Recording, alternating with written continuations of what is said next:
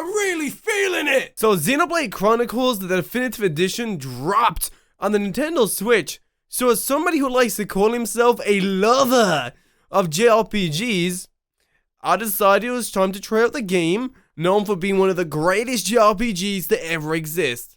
And yeah, I guess it's pretty good.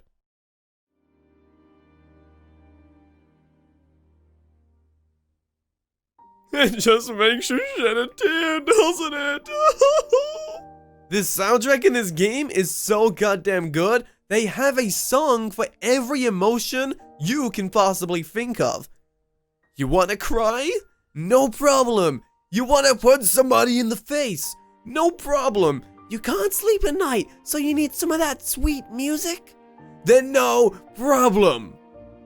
Now, with this being a remaster, not only did the visuals get a step up, they actually reworked on most of the tracks from the game, giving them a fresh coat of musical paint. So if you're like me and soundtracks can make you feel a little bit different, then let me assure you, it hits in all the right places. Now, this is an area that I was very afraid of. I was already aware that the combat of Xenoblade was based off auto-attacking, with you as the player selecting special attacks to deal extra damage, pretty much like Final Fantasy XIV, which really scared me as I'm not really a big fan of this concept. But my fears became dust in the wind, baby! Xenoblade has managed to keep my attention during combat by adding some neat mechanics, which on paper sounds kinda complicated, but when it comes down to it, you just kinda go with the flow. First up, we have the use of positioning. Now, this is something so simple, yet it adds so much to the experience where it's pretty much making sure my interest sticks during battle. So let's take Shulk's battle art Air Slash for example. If you are controlling Shulk and moving to the side of the enemy, there is a huge chance they will be hit with a slow debuff. So with that knowledge, your boy made sure to put some hot glue on the enemy's side. A second art of Shulk's where positioning affects the damage of battle is Shulk's backslash. So after I add a slow debuff on the big baddie, I do my best to then get behind to deal the additional damage that the art brings out.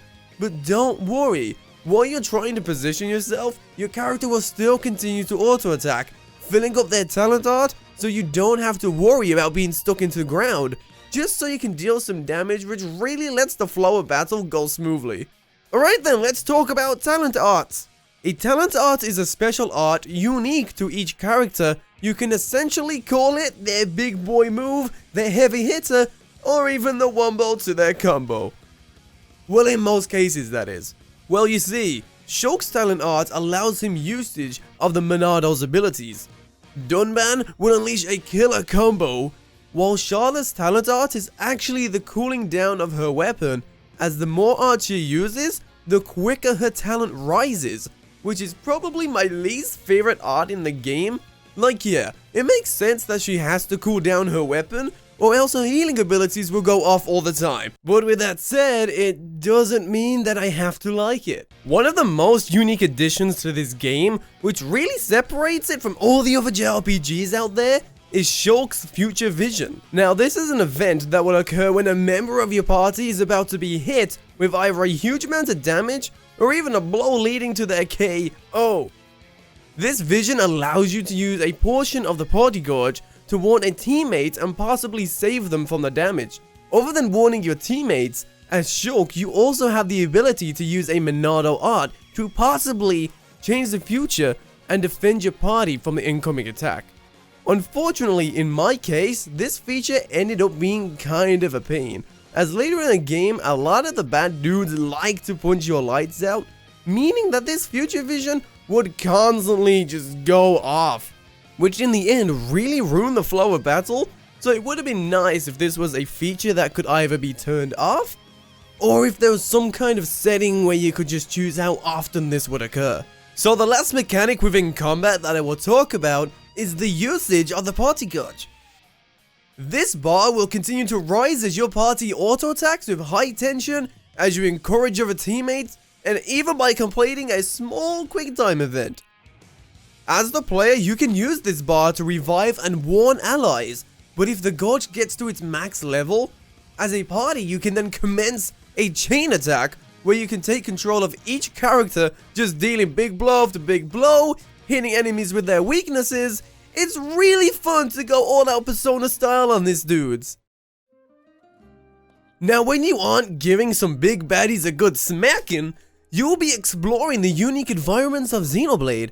And I do not use the word unique lightly here, okay? There are some really pretty areas in this game. There are some snowy mountains, a big open field, or a forest with some light up trees. Personally for me, I enjoyed these areas the most during the nighttime, as it made the colors and the lights really shine, just giving me moments where I would stop playing the game so I could just take in the beauty of these environments.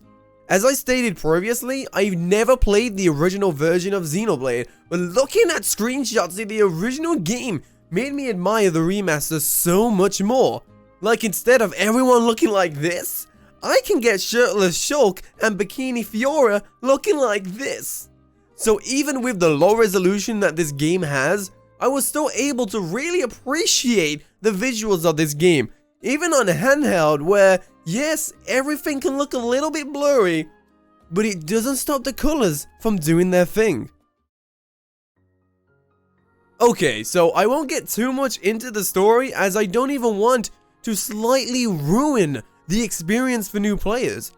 But what I am going to say is that the story involves everything that is needed for a high quality story. It has its intense moments, it has its downtime, and it has cute moments, all while having such lovable characters. Plus, I haven't mentioned this yet, but let me quickly say how the voice acting for this game is just so good. Whether they are telling jokes, having a heart-to-heart conversation, or if they are simply telling the other person that they suck duty, I just can't help but pay attention. The story keeps you interested, it keeps you on your feet, and it just constantly creates questions for you to think about. Like, I don't know how many times where I would just lie in bed, just thinking about the events that occurred from like the past few hours. It's really crazy, man. Let's see, I've spoke about the music, the combat, the characters, the visuals, and somewhat of the story? So I guess it's synopsis time! Overall, this has now become one of my favorite JRPGs that I have played so far. While the combat isn't fantastic, the world and the story surely makes up for it. Like, man, I'm so upset with myself that I didn't try Xenoblade game until now. But at the same time, I am extremely happy with the fact that my experience of the game was with the best version available. I am still yet to play Future Connected, so if you're interested in seeing me play that live, well, there's something called Twitch. That's up to you though. But other than that, man, this series deserves so much attention that I'm ready to go buy a billboard for this game so everybody can see it and think, wow, I am really feeling it. Okay, I need to start with that joke, damn it.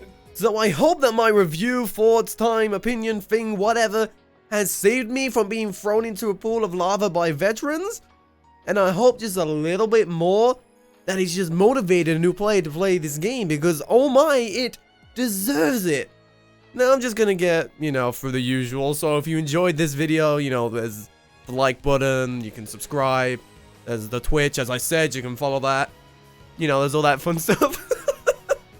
Alright, please enjoy the rest of your day, stay safe, making sure you don't step on Lego bricks, and I'll see you later. See ya!